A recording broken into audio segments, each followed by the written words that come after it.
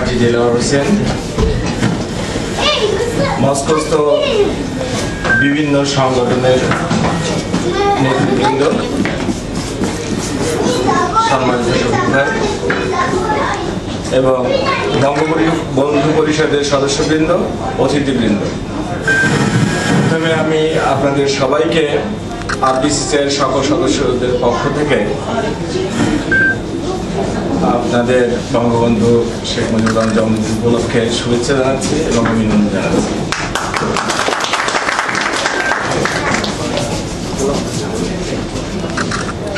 বঙ্গবন্ধু শেখ মুজিবুর রহমান সম্পর্কে বক্তৃতা দেওয়ার মতো অভিজ্ঞতা মনে হয় আমার নেই, এবং এর আগে রবীন গুহ এবং শফিক ভাই যা বলে গেছে এবং অন্যান্য যা বলে গেছে প্রত্যেকটা কথাই আসলেই গুরুত্বপূর্ণ।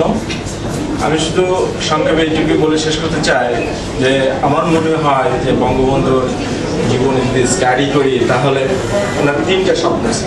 রাষ্ট্রভাষা বাংলা চাই, বাংলাদেশের স্বাধীনতা চাই, সোনার বাংলা চাই, কিন্তু দুইটা বোধহয় উনি করে যেতে পারছেন, 3 নম্বরটা বোধহয় ওনার পক্ষে সম্ভব হয়নি।